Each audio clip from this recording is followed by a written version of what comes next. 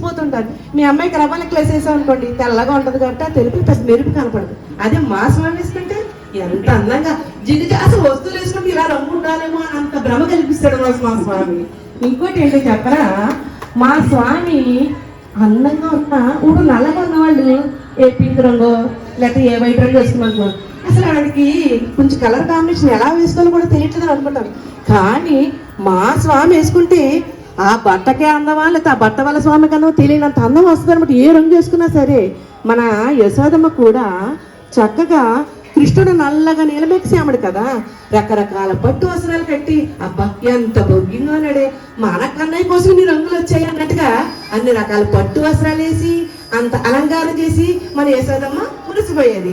అలాగే మనకి మన వైష్ణవ సాంప్రదాయంలో 12 మంది ఆళ్వార్లు ఉంటారు. ఆళ్వార్లో నమ్మాళ్వార్లు అని చెప్పి ఒక ఆయన ఉంటారు. ఆయన తిరువాయుముజ్జని 1102 పాసురాలు పాటలుగా రాశారనమాట. ఆయన ఒక పాసురం ఏం రాశారంటే అంజన వన్నన్ అని రాశారనమాట. అంటే అంజనం అంటే కాటుక, వన్నన్ అంటే రంగు అనమాట. అంటే స్వామి యొక్క రంగు నల్లని రంగులో ఉంటుంది అని చెప్పారనమాట. ఆ నల్లని రంగు కూడా ఎలా ఉంటుంది? మీరేమన్నారు, మీ అమ్మాయి చాలా మెరిసిపోతుంది అన్నారు కదా. మా స్వామి ఎందుకు అలా ఉన్నారో తెలుసా? మీ అమ్మాయి అందంగా ప్రకాశించాలి, ఎందుకంటే హృదయంలో ఉంటది కదా. చూడండి, ఆకాశంలో చక్కగా చంద్రుడు ఎంత మెరిసిపోతుంటాడో ఆకాశం నల్లగా ఉంటుంది, చంద్రమామ ఎంత ముద్దుగా ఉంటుందో ఆకాశంలో చూస్తారు. అలాగే మీ అమ్మాయి కోసం మా అబ్బాయి నల్లగా అయిపోయాడు, ఎందుకంటే నా భార్య అందంగా కనపడాలని చెప్పని చక్కగా మీ అమ్మాయి కోసం మా అబ్బాయి నల్లగా అయిపోయాడు. చెప్పాలంటే మీరందరూ అటు చప్పట్లు కొట్టకూడదు, మనమైతే కొట్టాలి. మనందరం అమ్మవారికి వాడం. మళ్ళీ నమ్మాలి వారు ఏం చెప్పారంటే చెప్పనా, నమ్మాలి వారు ఏం చెప్పారంటే అమావాస్యలన్నీ కలిపి మిక్సీలో రాస్తే ఎంత నల్లటి నొప్పి వస్తుందో మా స్వామి అంత నల్లగా ఉంటారు అనమాట. అంత అయితే ఒప్పుకున్నారుగా మీ స్వామి నలుపని. అసలు నేను ఏదైనా అబద్ధం చెప్పవు, ఉన్నది నిజాలు చక్కగా ఒప్పుకుంటాం అనమాట. ఎందుకంటే రంగు గురించి ఓకేనండి, ఇంకా మేము అన్ని క్వశ్చన్స్ చేస్తూ ఉంటాం. ఏం చేస్తాం తెలియదు కదా, మేము చెప్తాం. అమ్మాయి నచ్చిందని మా అబ్బాయి ముందు తెలియక చెప్పేశాడండి, దానికోసం కంప్లీట్ అవ్వాల్సి వస్తుంది. ఓకే చెప్పండి. సరే, రంగు ఓకేనండి. మరి మా అమ్మాయి గుణగణాలు ఏంటో తెలుసా? మా అమ్మాయి ఆకారత్రయ సంపన్నం, అంటే తదేక రక్షకత్వం, తదేక శేషత్వం, తదేక భోగ్యత్వం. అంటే ఎవరైతే ఆమె మీద ఆధారపడి ఉంటారో వారిని రక్షించటంలో కానీ పోషించటంలో కానీ వారికి పెట్టడంలోనూ కానీ ముందంజ వేస్తుంది మా అమ్మాయి. మరి మీ అబ్బాయి ఏం చేస్తాడు చెప్పండి? మీ అమ్మాయికి 3 గుణాలు ఉంటేనే మురిసిపోతున్నారు. మా అబ్బాయికి ఎన్ని గుణాలు తెలుసా? సముద్రంలో నీటి బొట్టులను లెక్క పెట్టగలవా? లేదు. ఆకాశంలో నక్షత్రాలు లెక్క పెట్టగలవా? లేదు. అయినా సరే మా అబ్బాయికి ఎంత గుణమేమండి. మీరు అడిగే క్వశ్చన్స్ అన్నిటికీ అమ్మ అమ్మ నువ్వు కంగారు పడుకు, చక్కగా సమాధానం చెప్పంటాను. ఎందుకంటే పాపం నచ్చింది కదా అమ్మ, అందుకే కమిట్ అయ్యి. అవి కాకుండా మా స్వామికి 4 లక్షణాలు ఉన్నాయి. ఏంటంటే వాత్సల్యం, సౌశీల్యం, సౌమిత్వం, సౌభాత్రం అనమాట. ఈ 4 లక్షణాలు ఏం చేస్తాయంటే మనకి అవి కాకుండా ఆశేష ఆపాద గుణాలని చెప్పి 2 గుణాలు కూడా ఉన్నాయి. శక్తి, బలం అనమాట. అంటే మనం చాలా దృఢంగా ఇంత కళ్ళాలు పెంచేసినంత మాత్రాన బుద్ధి బలం లేకపోతే మనం పనిచేస్తారా? ఈ 2 గుణాలు, ఈ 6 గుణాలు కూడా స్వామి కలిగి ఉన్నాడు అనమాట. ఇవన్నీ 6 గుణాలు ఎందుకోసం? మనని రక్షణ చేయడం కోసం. మీ అమ్మకి 3 గుణాలే ఉన్నాయి, మా స్వామికి ఎన్ని గుణాలు ఉన్నాయి? 6 గుణాలు ఉన్నాయి. అందువల్ల ఈ గుణాల్లో కూడా మీరు చక్కగా ఏమి డౌట్ పెట్టుకోకలేదు. చక్కగా మా అబ్బాయి కూడా తీసుకోడు ఈ గుణాలను. కండలు పెంచాడని ఏదో చెప్తున్నారు కదా, చేసినప్పుడు ఏం చేస్తుంది? ఆ పైన ఉన్న మాయనంతని కూడా అసహించుకోకుండా చక్కగా తన నోటితో తనవే శుభ్రం చేస్తుంది. అలాగే మన స్వామి మనలో ఎన్ని దోషాలు ఉన్నా, మనలో ఎన్ని తప్పులు ఉన్నా వాత్సల్యంతో మమకారంతో మనకి హక్కుని చేర్చుకుంటాడు. అంత దయాగుణం కూడా మా స్వామికి. సరే, మా అమ్మాయి తామరలో పుప్పుడి మీద అవతరించింది, సుకుమారురాలు. మరి పుష్పవాసిని అనమాట. ఆ పుష్పంలో ఉండి పుప్పుడికే మా అమ్మాయి కందిపోతూ ఉంటుంది. మరి మా అమ్మాయిని మేము ఎలా పెంచుకున్నామో తెలుసా? 7 మల్లెల ఎత్తుగా అల్లారు ముద్దుగా పెంచుకున్నాం మా అమ్మాయిని. అలాంటి మా అమ్మాయిని ఇవ్వటానికి మీ దగ్గర ఏముంది? మా అమ్మాయి అష్టైశ్వర్యాలతో తులతూగి పెరిగిందనమాట. ఎప్పుడు ఏ పని చేసి ఎరుగుదు, చేయించి ఎరగం మేము, అంత సుకుమారి. మరి మా అమ్మాయి మాట్లాడితేనే కందిపోతాయి అన్నమాట, నవ్వితే బొగ్గలు కందిపోతాయి. మరి అటువంటి మా అమ్మాయిని పేసు పిసుక్కు పడియాన అన్నారు మన పెద్దలు. అంటే మాట్లాడితేనే కందిపోతుంది మా అమ్మాయి. మరి మీ చేతుల్లో పెడితే మీరు ఎలా చూసుకుంటారో చెప్పండి మా అమ్మాయిని. ఓకే, మీ అమ్మాయి ఎంతో సుకుమారం, పువ్వులోంచి పుట్టింది, ఆ పుప్పుడికే కందిపోతుంది అన్నారు. చాలా సంతోషం, ఎందుకంటే మా అక్క అలాంటి మంచి కోళ్ళే కావాలనుకోండి. మీరు ఆ అమ్మాయిని చాలా అలాంటి ముద్దుగా పెంచుకున్నారు కదా, మరి అలాంటి అమ్మాయికి ఇవ్వడానికి ఏముందని అని అడిగారు కదా, ముద్దుగా పెంచుకున్నాం. ఏంటంటే పిల్లలోకాచార్య వారు ఏం చెప్పారంటే, మనకి కృష్ణాష్టకం తెలుసు కదా, మీ అందరికీ తెలుసు. దాంట్లో ఏముంటది, అతసి పుష్ప సంకాసం హారనూపుర శోభితం రత్న కంకణ కేయూరం కృష్ణం వందే జగద్గురుం. మీ అమ్మాయి ఏం చెప్పారు, పుష్పంలో ఉన్న పుప్పుడికే కందిపోతున్నారు. మీరు పుప్పుడికే కందిపోతున్నారు. మా స్వామి అయితే ఆ పుష్పం చూస్తే ఆ యొక్క చూపుకే ఉడిగిపోతుందంట, అంత సుకుమారంగా ఉంటాడు. మీ అమ్మాయి కన్నా మా అబ్బాయి ఎంత సుకుమారం. మీ అమ్మాయి పుప్పుడు పుచ్చుకుంటే సుకుమారం, మా అబ్బాయి కంటి చూపుకే అంత ఒడిలిపోయినంత సుకుమారం అనమాట మా అబ్బాయి. మళ్ళీ ఇంకోటి చెప్పరా, మా అబ్బాయి మీ అమ్మాయి పదాలు అందరూ ఏం చెప్తారు, మన పద్మంతో హస్తాలైనా మనకి పుష్పాలతోటి పోలుస్తుంటారు. మీ అమ్మాయి పద్మాంద్రేక్ లాంటి హస్తాలు, ఆ హస్తాలతో ఒత్తితే మా యొక్క స్వామి పాదాలు కందిపోయి ఎర్రగా అయిపోయాయంట, అంత సుకుమారుడు మా స్వామి. మీరు అన్నారు కదా మీ అమ్మాయిని ఎలా చూసుకుంటామని చెప్పని, మా స్వామి ఏం చేశారు, లక్ష్మీ క్షీర సముద్ర రాజతనయాం శ్రీరంగనామేశ్వరి దాసీభూత సమస్త దేవవనితాం లోకైక దీపాంకురాం శ్రీమన్మందకటాక్ష లబ్ధ విభవన్ బ్రహ్మేంద్ర గంగాధరాం తాం త్రైలోక్య కుటుంబిని సరసిజాం వందే ముకుంద ప్రియా. మీ అమ్మాయి వచ్చి నాలోనే సమాధానం చెప్తున్నాను మీకు. ఏంటంటే మీరేమన్నారు, మీ అమ్మాయిని ఎలా చూసుకుంటాము అని చెప్పన్నారు. మన యొక్క విష్ణువుకి రావి నుంచి ఎవరు పుట్టారు, బ్రహ్మగారు పుట్టారు. ఆ బ్రహ్మగారి దగ్గర నుంచి ఎవరు పుట్టారు, శివుడు పుట్టాడు. అంటే 33,000 మంది దాసీభూత సమస్త దేవవనతాం, 33,000 కోట్ల మంది దేవతను దాసీభూతం చేశారు అమ్మకి. ఇంకంతకన్నా ఏం చేశాడండి మా స్వామి. మీ అబ్బాయికి ఏం ఆస్తిపాస్తులు ఉన్నాయి చెప్పండి. ఇక్కడ ఏమిటంటే ఇక్కడ అమ్మాయి గొప్పదా నాన్న గొప్పది, ఇది ఎదుర్కోవాల్సిన ముఖ్య ఉద్దేశం ఏంటంటే చెప్పన, ఇక్కడ స్వామి యొక్క కళ్యాణ గుణాలు, అమ్మ యొక్క ఆవిడ కొంచెం చెప్పడం కాదు, ఆవిడ మీరు అర్థం చేసుకోవట్లేదు. ఆవిడ ఏంటంటే మా అమ్మాయి ఇంత సుకుమారి అని వచ్చిన కింద మీకు కనిపిస్తుంది. మా అమ్మాయి ఇంత సుకుమారి అని ఆవిడ చక్కగా చెబుతుంది. మా అమ్మాయిని ఇంత ముద్దుగా చూసుకున్నామని ఆవిడ చెబుతుంది. ఇక్కడ ఏంటంటే మేమిద్దరం చేసుకున్నది మగపిల్లవారం ఆడపిల్లవారం కాదు, అమ్మ యొక్క కళ్యాణ గుణాలు ఆవిడ చెప్పాలని, నా స్వామి యొక్క నాన్న యొక్క కళ్యాణ గుణాలు నేను చెప్పాలి. పూనిస్తేనే భార్యకి ఏం తెలిసిపోతున్న రోజులు భయపడిన రోజులు అయినా సరే లోపల ఉంచుకుని మొత్తం అంతా చూసేని చెప్తున్నాను. ఆయనకి ఎక్కడంత ఆపకరం ఉందా, దాపరికమే లేదు.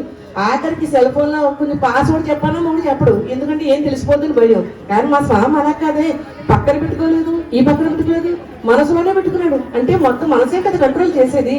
అంటే మా స్వామి మీ అమ్మకి ఎంత సముచితమైన స్థానం ఇచ్చాడు.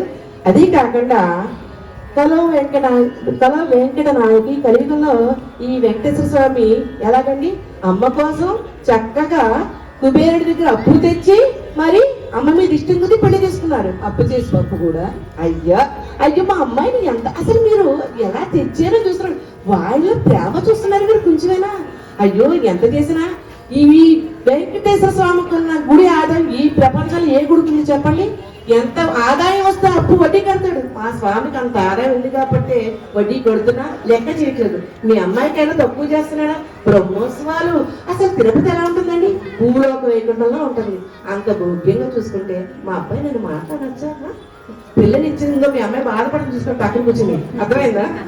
ఎందుకంటే ఎందుకంటే మన పెళ్లి సంబంధాలు చూసినప్పుడు పక్క నుంచో లేదా మన ఫ్రెండ్స్ మన అబ్బాయి బాగా జాబ్ చేస్తున్నాడంట, అబ్బాయి మంచోడు ఏంటంట, ఎంత ఇంట్రెస్ట్గా ఉంటుంది, ఏం చెప్తున్నాడు చెప్తున్నాడు. అందువల్ల మా అబ్బాయిని అడిగినప్పుడు మీ అమ్మాయిని కూడా చూసుకున్నాడు కదా బాబు మీరు. సరే, ఈ బాధ్యతలు చేస్తున్నారు ఈ రోజుల్లో స్త్రీలందరూ కూడా. అలాగా మా అమ్మాయి 2 రకాల బాధ్యతలు చేస్తుంది. అంటే ఇద్దరికి కర్మ పారతంత్రం చేస్తుంది అనమాట. కర్మ పారతంత్రం అంటే ఏంటి? ఆమెను ఆశ్రయించిన జీవుల్ని కటాక్షించమని. అంటే అమ్మ హృదయంలో లేనప్పుడు కానీ పక్కన లేనప్పుడు కానీ ఎవరన్నా వెళ్తే ఏం చేస్తాడు స్వామి? క్షిపామి నక్షమామి అని ఆసురి యోని శేషువ, నిన్ను జన్మ పరంపరలో చిమ్మి పారేస్తానంటాడు. అలా అనకుండా అమ్మ కర్మ పారతంత్రం చేస్తుంది అనమాట. మన బిడ్డలు వచ్చారు, రాక వచ్చారు, వాళ్ళని శిక్షిస్తానని అనకండి, రక్షిస్తానండి అని చెప్తుంది మా అమ్మాయి. ఇంకా జీవులందరికీ ఏం చెప్తుంది? మీరందరూ కూడా పట్టుకోవాల్సింది ఆ స్వామి పాదాలని అని చెప్తుంది. ఈ విధంగా 2 రకాల బాధ్యతలు మా అమ్మాయి చేస్తుంది అనమాట. మరి మీ స్వామి ఏం చేస్తాడో చెప్పండి. మీ అమ్మాయి 2 రకాల ఉద్యోగాలు చేస్తుంది సార్. మరి మా స్వామి ఎన్ని చేస్తున్నారో తెలుసా? మీరు ఎన్ని చెప్పుకుంటున్నారు, మేము అసలు చెప్తాము కానీ చెప్తాను. ఎందుకంటే మీ సంశయాలన్నీ తీరిస్తేనే కదా మీకు ఆనందం, మీరు సంతోషంగా మీ అమ్మాయిని మాకిచ్చేది, అందుకని చెప్తాను.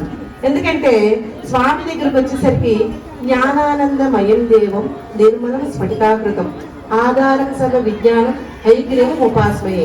అంటే ఆ హయగ్రీవులుగా చదువు గురించి అడిగారు కాబట్టి ఆ హైగ్రీవులకి జ్ఞానం ఇచ్చేది ఎవరు? వెనకాల నుంచి మొత్తం అంతా స్వామి నడిపిస్తుంటారు అనమాట హైగ్రీవులు. అలాగే అంతర్యామిగా చేసేదంతా స్వామి. సర్వవ్యాప్త నారాయణ అంటారు. అంటే మొత్తం అంతా తానే వ్యాపించి అన్నిటే తానే ఉండి నడిపిస్తుంటాడు. మామూలుగా మనం ఏమనుకుంటాము? బ్రహ్మగారు సృష్టి చేస్తారు, స్థితి అంతా విష్ణుమూర్తి చేస్తారు, లయ అంతా శివుడు చేస్తాడు అని అనుకుంటాం. కానీ బ్రహ్మని గారిని శివుడి గారిని కూడా వెనకండి అంతర్యామగా నడిపించిందంతా ఎవరు? మా స్వామి. అంటే మా స్వామి ఒక పనే కాదు, అన్నింటా తానే ఉండి మొత్తం సృష్టిని అంతా నడిపిస్తున్నాడు. ఇంకంతకనే ఏం చేస్తాడు మా స్వామి?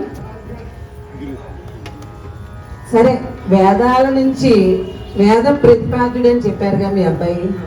మరి ఆ వేదం వచ్చిన వారే కదండి ఆ 3 మంత్రాలు. అంటే తిరుమంత్రం, ద్వైమంత్రం, చర్మశ్లోకం. తిరుమంత్రం కంటే ద్వైమంత్రం ఎందుకని గొప్పది? చెవిలో చెప్పారు స్వామి మా అమ్మాయి చెవిలో. అందుకే ఓం నారాయణాయ అష్టాక్షరి మంత్రం కన్నా కూడా ద్వైమంత్రం అంత గొప్పదన్నమాట. ఆ ద్వైమంత్రంలో శ్రీమన్నారాయణ చరణం శరణం ప్రపద్యే అని చెప్పారు కాబట్టి ఆ మంత్రానికి అంత ప్రాధాన్యత. దానివల్ల అమ్మ ఏం చేసింది? ఎంతో మంది శిష్యకోటిని తయారు చేసింది. అందరినీ ఏం చెప్పింది? మీరందరూ ఆశ్రయించవలసింది స్వామి పాదాలని అని చెప్పింది. మత్తెల్లాం దేశం మరి ఏమీ చెప్పనక్కర్లేదండి, తిరుమంత్రం చెప్తే చాలంట. ఆ తిరుమంత్రం మంత్రరాజానికి మనకి ఎవరు అనుగ్రహించారు? శ్రీమన్నారాయణే తానే గురువయ్యి తానే శిష్యుడయ్యుండి మనకి బద్రికాశ్రమంలో మనకి ఈ యొక్క మంత్రాన్ని మనకి బోధించారనమాట. ఆ అన్ని మంత్రాలు ఒక ఎత్తు అయితే తిరుమంత్రం అన్నిటికన్నా చాలా చాలా గొప్పదనమాట. మనం ఏది కొనుక్కుంటే ఆ తిరుమంత్రం మనకి అన్ని ఇస్తుంది.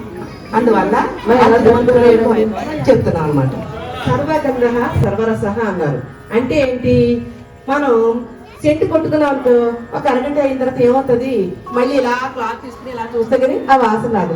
కానీ సర్వగంధ సర్వరస అంటే ఏంటి? ఆ రంగనాథుడే, ఆ మొత్తం అన్ని గంధాలు ఉన్నటువంటి రసగంధాలు ఉన్నటువంటి రంగనాథుడు మా అమ్మని ఒక్కసారి కౌగులించుకుంటే అమ్మ 10 సార్లు స్నానం చేసినా ఆ యొక్క వాసన కొంచెం కూడా తగ్గదంట. అంత రసవంతమైన ఉంటుంది. మీరు అడిగారు కదా చేప అవతారం అని చెప్పని. మత్స్యావతారంలో స్వామిని అమ్మ ఏ అవతారంలో కూడా విడిచిపెట్టి ఉండలేదంట. మత్స్యావతారంలో కూడా స్వామిని అమ్మ కన్ను రూపంలో, అంటే మనకి రామావతారంలో సీతాదేవి ఉందని తెలుస్తుంది. అసలు కృష్ణావతారంలో రుక్మిణి అని సత్యభామ వీళ్ళందరూ ఉన్నారు, నీలాదేవి అని తెలుస్తుంది. కానీ మత్స్యావతారంలో అమ్మ ఎక్కడుంది? అమ్మ కన్ను రూపంలో ఉంది. అమ్మ ఎందుకంటే చేపకి కన్నే ప్రధానం, ఆ కన్నుతోటే పిల్లలు పొదుగుతారు. అలాగే స్వామిని కంటితో అంటే తిమింగలాలు వస్తున్నాయి అదేం వస్తున్నాయని రక్షించుకునేది కూడా అమ్మ కంటితోటే. అందుకని ఒక అమ్మ మీరేమిటో ప్రేమతత్వం అనుకున్నారు, రక్షణ తత్వం కూడా అమ్మ కలిగి ఉంది. అంటే స్వామిని కన్య రూపంలో ఉండి ఎంతో ప్రేమగా చూసుకుంటుంది. దానికి స్వామి మనకు అసలు ఇప్పుడు మనందరం ఏం చేస్తున్నాం, కాళ్ళలో మట్టి తీయాలంటే ఆ రిలయన్స్కి వెళ్ళి పుష్ప పెట్టించుకున్నాం. ఏంటి, చక్కగా మట్టి పోతుందని. స్వామి ఎందుకు చేప అవతారం ఎత్తారు? మన యొక్క వేదాలని రాక్షసులు తీసుకెళ్లిపోయినప్పుడు ఆ యొక్క గ్రంథాలకి మట్టి మలినం అంటకుండా స్వామి మత్స్యావతారం ఎత్తి చక్కగా ఆ వేదాలను కాపాడి తెచ్చాడు అనమాట. అందువల్ల స్వామికి అమ్మ ఎప్పుడూ అంటి పెట్టుకునే ఉంటుంది. మత్స్యావతారంలో అమ్మ ఏ రూపంలో ఉన్నది? కన్ను రూపంలో ఉన్నది. మరి వరాహ అవతారం చూస్తేనే భయంగా ఉంటారు కదా, చూడగానే అందరూ భయపడి పారిపోతారు. భయంకరమైన కోరలతో వచ్చాడు స్వామి. వరాహ అవతారం, శ్వేత వరాహం అన్నారు మన పెద్దలు. మరి అటువంటి భయంగా ఉండే ఆ వరాహస్వామిని పట్టుకుని మా అమ్మాయి ఎలా ఉండగలదు? తెలుపు తెలుపు తెలుపు చించుకున్నారని చెప్పని ఈ అవతారంలో మా స్వామికి అలాగే పుట్టించాడు అనమాట.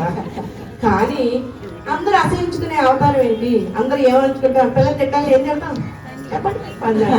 అంత అసహించుకునే అవతారం ఎందుకు ఎత్తాడు? మీ అమ్మని ఉప్పు సముద్రంలో దాచేస్తారు రాక్షసులు పాపం. అంటే ఒక దాంట్లోకి వెళ్ళాలనుకో అరువుగా ఉండాలి కదా మన శరీరం కూడా. అందుకని వరాహ అవతారం ఎత్తి స్వామి అమ్మని రక్షించడం కోసం, అమ్మ మీద ప్రేమ కోసం అందరూ అసహించుకునేటటువంటి ఒక రూపమైనా సరే దాన్ని స్వీకరించాడు. ఎందుకు స్వీకరించారు? అమ్మని, భూదేవిని రాక్షసులు ఉప్పు సముద్రంలో దాచారు కాబట్టి అమ్మని వెలికి తీసుకురావడం కోసం చక్కగా వరాహావతారం ఎత్తారు అనమాట. ఓకేనండి. మరి కూర్మావతారంలో వచ్చాడు కదండి మీ అబ్బాయి. ఎలా ఉంటుంది? పైన డెప్ప గట్టిగా ఉంటుంది. మరి మా అమ్మాయి పక్కనే ఉంటే డెప్ప గుచ్చుకుంటుంది, గుచ్చుకోదా? ఓకేనా? అంతేనా? అంతే. మీ అమ్మాయి సుకుమారి, ఓకే ఒప్పుకుంటాం కాదని. కానీ మీ అమ్మాయి సుకుమారి ఎంతైనా ఆవిడకి భర్త అంటే ఎంత ఇష్టం అనేది మీరు గ్రహించుకోవట్లేదు. ఎంతసేపు ఒక కూతురిగా ఆలోచించుకుంటున్నారే కానీ అసలు అయ్యో మన అమ్మాయి అబ్బాయికి ఎంత ఆనందంగా ఉంటుంది అసలు ఇంత కూడా అనిపించట్లేదు. మీకు తల్లిగానే ఆలోచిస్తున్నారు మీరు. నేను చెప్తాను, మీ అమ్మాయి ఆ అవతారంలో కూడా మా స్వామిని వదిలిపెట్టలేదండో ఎంత అనుమానం అని అనుకోవాలి ఇప్పుడు మీరు చెప్పిన మాటలు బట్టి. ఎందుకంటే భర్త ఎక్కడికి వెళ్ళిపోతున్నాడు అనుకో, ఇప్పుడు వెంటనే వచ్చేస్తుంది అనమాట. ఎక్కడ వదలట్లేదు, ఒక్క రోజు కూడా వదలట్లేదు మీ అమ్మాయి. అంత అనుమానం అనుకోవాలి. కానీ మేము అలా అనుకో ప్రేమ అని అనుకుంటున్నాం అనమాట. సరే, ఈ అవతారంలో కూడా మీ అమ్మాయి స్వామిని వదిలిపెట్టిందా? లేదు. మనం అందరూ అనుకుంటాం కదా, ఈ అవతారంలో కూడా అమ్మ స్వామిని డిప్ప రూపంలో ఆశ్రయించి స్వామికి రక్షణ కల్పించింది. ఎందుకని? అది కూడా చెప్తాను. తన కోసం అయితే కాదు స్వామి ఆ అవతారంగా స్వామికి రక్షణ కవచంగా అమ్మని. ఎందుకంటే మందర పర్వతం ఎంత ఉంటుంది, తాబేలు ఎంత ఉంటుంది. ఆమెకి స్వామికి రక్షణగా మందర పర్వతాన్ని చిరికినప్పుడు ఎందుకోసం?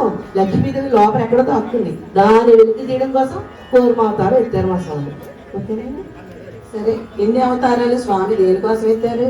అమ్మ కోసం ఒప్పుకున్నారు కదా. ఎందుకంటే ఒక అమ్మాయి నచ్చిందంటే మమ్మల్ని ఎన్ని చూడండి కోచింగ్ మీద కోచింగ్ వేస్తూనే ఉన్నారు.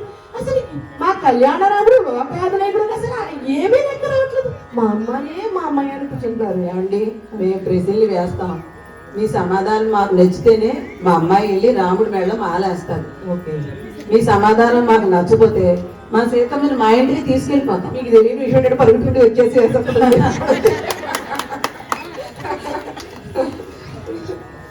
నరసింహావతారం. మరి నరసింహావతారంలో చూడండి ఎంత భయంకరంగా ఉన్నాడు. ఆ ఒంటి మీద వెంట్రుకలు లెక్క పొడుచుకుని ఉన్నాయి, మరి గుచ్చుకుంటాయి. ఆ అవతారంలో ప్రహ్లాదుడు కూడా స్వామి దగ్గరికి వెళ్ళడానికి భయపడ్డాడు. అంత భయంకరంగా ఉన్నారు. మరి అటువంటి ఉగ్ర రూపానికి చూసి మా అమ్మాయి దగ్గరికి వెళ్ళగలదా? అందరూ అనుకున్నట్టుగా నరసింహ అవతారం అంటే చాలా ఉగ్ర రూపం, చాలా కోపం ఉంటుందని చాలా మంది అలాగే అనుకుంటాము, అలాగే భావిస్తాం. కానీ పరిత్రాణాయ సాధూనాం వినాశాయ చతుష్కృతాం ధర్మ సంస్థాపనార్థాయ సంభవామి యుగే యుగే అని భగవద్గీతలో కృష్ణుడు చెప్పారు కదండి. ఎప్పుడైతే దుష్ట శిక్షణ కొరకు శిష్ట రక్షణ కొరకు స్వామి అవతరిస్తారో అప్పుడు చక్కగా ఎందుకని అవతరించారు? ఆయన ప్రహ్లాదుని హిరణ్యకశిపు నుంచి రక్షించడానికి అనమాట. అప్పుడు ఆయన ఏం చేశారు? చక్కగా ఒకే నిమిషంలో ప్రహ్లాదుని మీద చల్లని చూపిస్తున్నారు, అలాగే హిరణ్యకశిపుని మీద ఉగ్ర రూపం సూర్యునిలాగా ఆయన యొక్క కాంతిని ప్రదర్శిస్తున్నారు.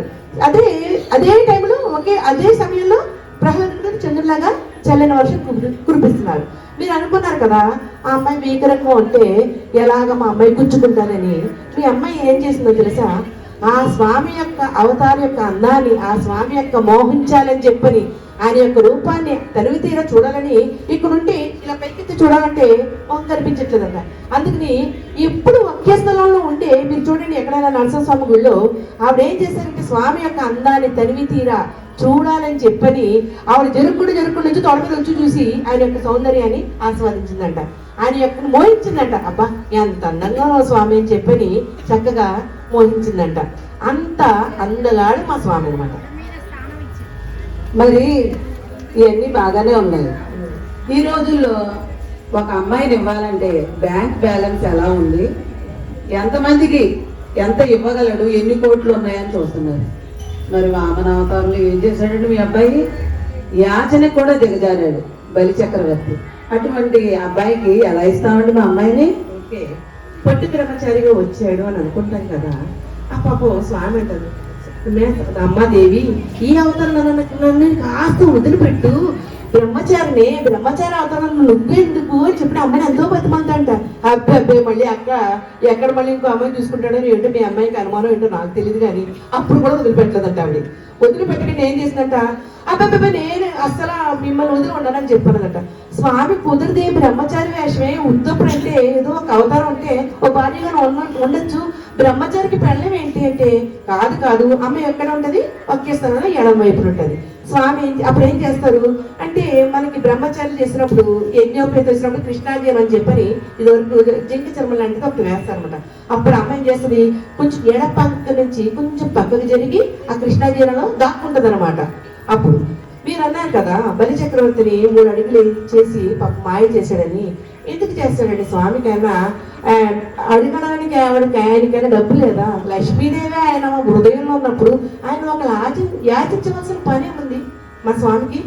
ఆయన అసలు లక్ష్మి అందరూ పూజించేదే ఆవిడ కోసం, ఆవిడ ఈయన సొత్తు అయినప్పుడు ఈయన యాచించవలసిన పనే ఉంది. కానీ దాని ఒక పరమార్థం ఏంటంటే బలి చక్రవర్తి చాలా మంచివాడు, ఆయనకి ఒక్క గర్వం ఉందని ఒక అహంకారం. స్వామి పుట్టిన వాళ్ళందరూ చంపడం కోసం పుట్టాడండి. మనలో దిద్దుపాటు అయ్యేంత వరకు చూస్తారు, దిద్దుపాటు కాకపోతేనే సంహరిస్తాడు. అలాగా బలి చక్రవర్తి యొక్క గర్వాన్ని అడిచి నిగర్విగా చేయడానికి మాత్రమే పాప ఆయన బ్రహ్మచారి అవతారం వచ్చాడు. అంతేగాని ఆయనకి ఏదో డబ్బులు లేక కాదు, ఏదో కావాలని టైం పాస్కే కాదండి. ఒక మనిషిని తీర్చిదిద్దాలి అని చెప్పని పాపం అవతారం ఎత్తారు. మరి పరశురామ అవతారం మాట ఏంటండి? అదొక ఉగ్ర రూపం. గండ్ర గొడ్డలు తీసుకుని వచ్చారండి. ఎవరైనా ఇంటికి వస్తే భీకరంగా కోపంగా ఉంటే భయపడిపోతాం. మరి మా అమ్మాయిని అంత గండ్ర గొడ్డలు తీసుకువచ్చిన మీ అబ్బాయికి ఎలా ఇస్తాం చెప్పండి? అంటే పరశురామ అవతారంలో పరశురాములు ఏం చేస్తారు, పరశు అంటే ఏంటి గండ్రగొడ్డలి. అంతేగాని ఆయనకి అది ఒక నిగ్రహం కాదు. ఆయన ఎప్పుడు గండ్రగొడ్డలి ధరించి ఉంటాడు కాబట్టి ఆయనకి పరశురాముడు అని పేరు వచ్చింది. ఆయన ఏం చేస్తారు, ఆయన ఏమి రకరకాల చెడువైన దుష్ట రాజులు భూమి మీద అప్పటికే చాలా మంది రాజులు పెరిగిపోయి ఉంటారు. వాళ్ళందరికీ భూమి మీద ఉంటే భూభారం తట్టుకోలేకపోతుందని ఆ యొక్క దుష్ట రాజులు సంహరించడానికి మాత్రమే వస్తారు. కానీ రాముల వారు ఎప్పుడైతే ఆయన చేపట్టుకున్నారో ఆయన ఉగ్రం అంతా తగ్గిపోయి శాంత స్వరూపుడు అయిపోయాడు అనమాట. అందువల్ల మీరు ఏ భయపడక్కలేదు, చక్కగా ఆయన మీ అమ్మాయికి పెళ్లి చేయించారు. మరి పరశురాముడు రాజులందరినీ సంహరిస్తున్నాడు కదా పరశురామ అవతారంలో, దుష్ట క్షత్రియులందరినీ సంహరించాడు. ముఖ్య ఉద్దేశం కూడా అదే.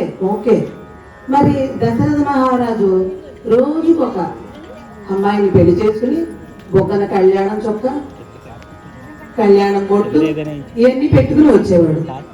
మరి 365 మంది అత్తగారులతో పరివారంతో మా అమ్మాయి ఎలా ఉంటుందండి? ఒక్క అత్తగారు ఒక ఆడబడి చోట వేగలేదు, ఇంతమంది అత్తగారులతో మా అమ్మాయి ఎలా వేగలదు? మీకు లాజిక్ అర్థం కాలేదు. అత్తగారికి 4 కోళ్ళు ఉంటే ఏం చేస్తుంది, అబ్బా అది ఎంత బాగా చేస్తుందో అదే అండి సరి పాప ఉండేది ఏమంటది బాగోదు కదా అని చెప్పి ఇది కూడా చేసి పెడుతుంది అనమాట.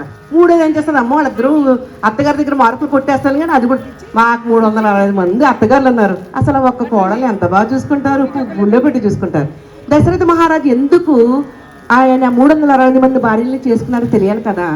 పరశురాముడు ఎప్పుడైతే యుద్ధానికి వస్తాను అని అన్నాడో అప్పుడు ఆయన ఒక పెళ్లి చేసుకుంటూ ఉన్నారు. అంటే నిత్య పెళ్లి కొడుకుగా ఉంటే ఆయన ఏంటి ఒక వ్రతం ఉంది, నిత్య పెళ్లి కొడుకుని ఆయన చెప్పకూడదు అనమాట. అందుకని ఇవాళ యుద్ధానికి వస్తున్నాడు అని అనగానే ఏం చేసేవారు, ఒక అమ్మాయితో పెళ్లి చేసుకున్నారు అనమాట. అలాగే 365 రోజులు 300 మంది భార్యలు చేసుకున్నారు, 3 పట్టపురాణులు ఉన్నారు. మీ అమ్మాయిని ఎంత బాగా చూసుకుంటారండి, ఇంతమంది అత్తగారు కలిపి సుకుమారిని చాలా బాగా చూసుకుంటారు, అస్సలు ఆలోచించక్కర్లేదు. మరి కృష్ణావతారం మాట ఏంటండి, ఎంతమంది గోపికలు వేణు తీసుకుని ఒక్కొక్క గోపికిని ఆ వేణు నాదంలో పేరు పిలుస్తూ ఆ మురళీ గానం చేసేవాడు మీ అబ్బాయి. ఈ రోజు నా పేరు చెప్పాడు కృష్ణయ్య అని ఆ గోపి పరిగెత్తుకుంటూ వచ్చేది. 5 లక్షల మంది గోపికలు, 16,000 మంది కన్యలు, 8 మంది భార్యలు. ఎంతమంది అయితే మరి మీ అబ్బాయికి మా అమ్మాయిని ఎలా ఇస్తామండి? ఓకే, రామావతారంలో ఎంతో మంది మునులు రాముని యొక్క అందానికి మోహించి, అబ్బా రాముల వారు మమ్మల్ని ఒక్కసారి ఆలింగనం చేసుకుంటే చాలు కదా అని చెప్పని ఎంతో ఎంతో ఆనందపడ్డారంట. అప్పుడు రాముల వారు చెప్పారట, నేను ఈ జన్మలో ఈ అవతారంలో ఏకపత్ని వ్రతుని, అందుకని మీకు కృష్ణావతారం మీ అందరికీ కూడా సౌలభ్యంగా దొరుకుతాను అని మాట ఇచ్చారన్నమాట. మాట తప్పని వాడు మన రామయ్య. అలాంటి రామయ్య వచ్చే జన్మలో కృష్ణుడిగా అవతరించి వాళ్ళందరికీ కూడా ఆ మునులు ఎటువంటి వారంట, జితేంద్రియులు. అంటే మనసులో ఎటువంటి కోరికలు లేనటువంటి వారికే రామయ్య యొక్క అందం, అబ్బా మనం ఆయన ఒకసారి ఆలింగనం చేసుకుంటే బాగుంటారు కదా అంటే ఏంటి కోరికలు, అసలు జితేంద్రులు అంటే ఇంద్రియాలు జయించినటువంటి వారు. అలాంటి వారే రామయ్య అన్నానికి మొహపడినప్పుడు మనం ఎంతమంది అండి. అందుకనే రామయ్య ఆ జన్మలో ఏకపత్ని వృషుడు కాబట్టి కృష్ణావతారంలో వాళ్ళందరికీ అవకాశం ఇచ్చాడు. సరే, మా అమ్మాయి దగ్గర ఒక గొప్ప గుణం ఉంది చెప్పనా, క్షమాగుణం. మా అమ్మాయిని 700 మంది రాక్షస్త్రీలు అశోకవనంలో వారి యొక్క మాటలతో చేతలతో చిత్రహింసలు పెట్టారు. కానీ మా అమ్మాయి ఎలాంటిది అంటే, ఆంజనేయ స్వామి వచ్చి అమ్మా నాకు ఆజ్ఞ ఇవ్వమ్మా అన్నాడంట. దేనికి నాయన అన్నదంట. వీళ్ళందరూ నిన్ను చిత్రహింసలు పెట్టారు కదా, వాళ్ళందరినీ సంహరిస్తాను ఆజ్ఞ ఇవ్వు అని అన్నాడు ఆంజనేయ స్వామి. అప్పుడు మా అమ్మాయి ఏమన్నది, వారు చేసిన తప్పే ఉంది నాయన, పాపానామ శుభానామ వదార్హానం ప్లవంగమా కార్యం కరుణమార్యేణ నకశ్చిన్ ఆపరాధ్యతి. అసలు ఈ లోకంలో తప్పు చేయని వాళ్ళు ఉన్నారు? ఎవరూ లేరు. అసలు వాళ్ళు చేసిన తప్పేంటి? వాళ్ళ ప్రభు ఎవరు? రావణాసురుడు నన్ను చిత్రహింసలు పాలు చేయమన్నాడు, అందుకే వాళ్ళు ఆ పని చేశారు. అంతేగాని వాళ్ళని నువ్వేమి చేయవద్దు. శిక్షించాలన్నా రక్షించాలన్నా అన్ని స్వామి మీదే భారం వేద్దాం. కాబట్టి మనం అలా చేయకూడదు అని మందలించింది మా అమ్మాయి. అలాంటి గొప్ప క్షమాగుణం కలది మా అమ్మాయి. మరి మీ అమ్మాయికి ఉన్న గుణాలు ఏంటో చెప్పండి. క్షమాగుణంలో కూడా మీ అమ్మాయికి మా అబ్బాయి ఏమాత్రం తీసుకోడు. ఎందుకంటే చెప్పన, విభీషణుల వాళ్ళు ఆకాశం నుండి వచ్చి శరణాగతి చేసినప్పుడు సుగ్రీవాదులు వాళ్ళందరూ కూడా చాలా భయపడ్డారంట. ఈయన ఎవరు? రాక్షసుడు. అందువల్ల మీరు ఆయన మాటలు నమ్మద్దు, శరణాగతి చేసినా సరే నమ్మద్దని చెప్పి క్షమాగుణం దయాములు అని చెప్పేవాడు మా రాముడు. మరి అంత క్షమాగుణం దయాగుణం కలిగిన వాడైతే మరి సీతమ్మని ఎందుకు అడవులకు పంపించాడండి? గర్భిణీగా ఉన్న సీతమ్మని అడవులకు ఎందుకు పంపించాడు? మీరు కడుపుతోని సీతమ్మని అడవుల్లో వదిలేశారు, అడవులకు పంపించారు అన్నారు. అది చాలా అపోహ. ఎందుకంటే రామచంద్రమూర్తి లక్ష్మణ స్వామినికి పిలిచి ఆయన వాల్మీకి వాసం అంటే ఆవిడ ఈ కోరిక అడిగింది, నాకు కడుపుతున్నప్పుడు మునుల యొక్క ఆశ్రమాలు ధరించాలి, చూడాలి, ఉందా అని చెప్పింది. అందుకని వాల్మీకి మహర్షి యొక్క ఆశ్రమంలో ఉంచారే కానీ అడవుల్లో వదిలేసి మీ అమ్మకి రాలేదండి. కష్టపడ అర్థమైందా? అందువల్ల శ్రామం ఎందుకు చేశారు? ఆయన ఒక రాజుగా ఆయన ఒకళ్ళు వేలు పెట్టి చూపించకూడదు కాబట్టి ఆయన కర్తవ్యాన్ని ఆయన ఒక రాజుగా నిర్వహించారు.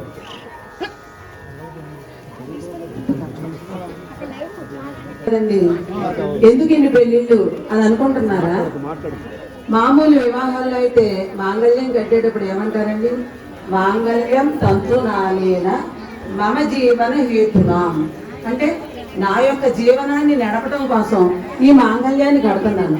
ఏ పని చేసినా భార్యాభర్తలు ఇద్దరు ఉండాలి కదండి, అందుకని కడుతున్నాను. మరి స్వామి వివాహం చేసేటప్పుడు ఎప్పుడైనా మంత్రాలు విన్నారా? మాంగళ్యం తంతునానేన లోక రక్షణ హేతునాం అంటారన్నమాట. లోక రక్షణ కోసం ఆయన వివాహం చేసుకుంటాడు, మనము మన కోసం వివాహం చేసుకుంటాం అన్నమాట. ఆ స్వామి వివాహం అమ్మ వివాహం చూసామనుకోండి, మనకి ఎన్ని విషయాలు తెలుస్తాయి. తండ్రుల పండగగా ఉంటుంది, అనేక విషయాలు తెలుస్తాయి అన్నమాట. ఆ విధంగా ప్రతి సంవత్సరం కూడా అనేక పెళ్ళిళ్ళు జరుగుతాయి. ఇప్పుడు తిరుపతి లాంటి పెద్ద పెద్ద దివ్యక్షేత్రాల్లో నిత్యం కళ్యాణం జరుగుతుంది.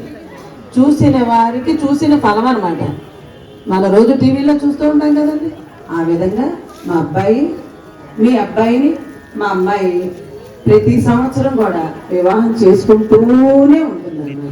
ఆ విధంగా నిత్యము. ఇప్పుడు ఇంతకీ జరిగింది ఏంటండి? ఎదుర్కోవచ్చు. ఏమిటి అంటే ఇదేది పోట్లాట కాదు, ఇంకేమీ కాదు. మనము స్వామి గుణాలని, అమ్మ యొక్క వైభవాన్ని మనం తెలుసుకుని కాసేపు మనం ఆనందించామన్నమాట. మనము ఒక్క అమ్మని కావాలని కోరుకోకూడదు. ఒక్క అమ్మని కోరుకున్నాడు రావణాసురుడు, ఏమయ్యాడండి? నశించిపోయాడు. ఒక స్వామిని కావాలని కోరుకుంది ఎవరు? శూర్పణఖ. ఏమైంది? నశించిపోయింది.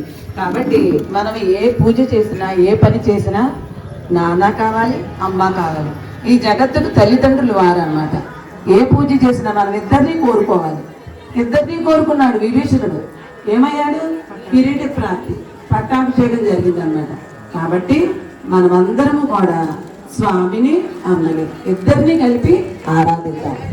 కాబట్టి ఇది ఈ ఎదుర్కోలు తంతు ఇంతటితో ముగిసింది. జై శ్రీరామ్, జై శ్రీరామ్, జై జై శ్రీరామ్.